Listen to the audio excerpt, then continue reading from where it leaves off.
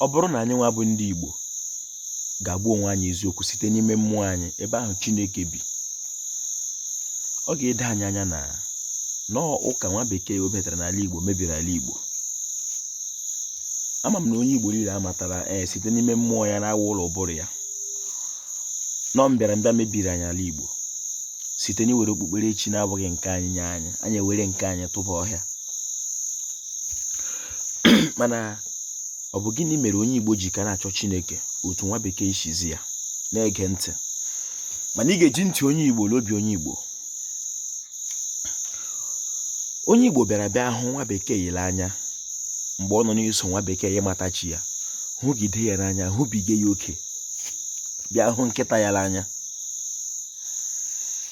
were ịhụnanya fọrọ afọ nyefere nkịta onye ọcha. Mmerenụ onye Igbo ga-eji zụrụ nkịta ndị ọcha n'ahịa n'ihe isi ike ala Igbo laa, were ego ọ ga-eji zụọ mmadụ na-azụ nkịta.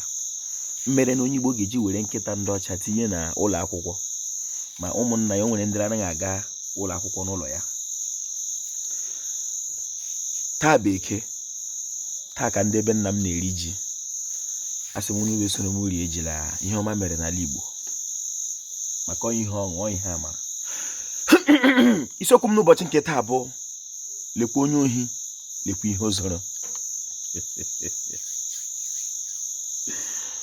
Ihe eji na-arụtụ ihe ndị aka nwoke ememetụ ala Igbo. Mgbe gboo ọ na-eme onye bụ onye ohi iwe onye abatara ihe o zoro n'aka, maka ilekwa onye ohi ilekwekwe n'ihe o zoro. Ọ bụrụ na ị pụta ebe a na-akọ onye ohi ihe, ọ ga-adị mkpa ị ga-ajụ gịnị ka ụzọ kwere na were anya gị abụọ hụ tupu gị etinye ya aka. Mgbe gburu gboo, ọ wụla ejide onye ohi, a na-ewere ihe ahụ o zoro vụ ya n'isi.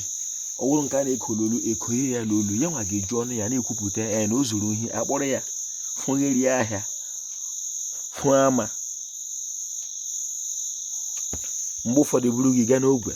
Mgbe Igbo dị mma, mana onye Igbo bụrụ soro nwa bekee. Ọ bụrụ na ahụ ịnụtụ na onye awụ onye ohi, maghị ihe o zoro, ịhụbedị gị ihe o zoro, ịkọla agwọ m ajọ gị ikekpe n'ihe o zoro. Biko ekelere m Igbo bụ Igbo, ekelere m ọha nwe eze, ekelere m ndị nze m ọzọ, ekelere m ndị chiri chichi n'ala Igbo, ma ndị dibịa na-agba aja, ma ndị na-agba afa, ma ndị mgbọrọgwụ, ma mkpa akwụkwọ. Ojofọchi ihe onye chiri ya zere.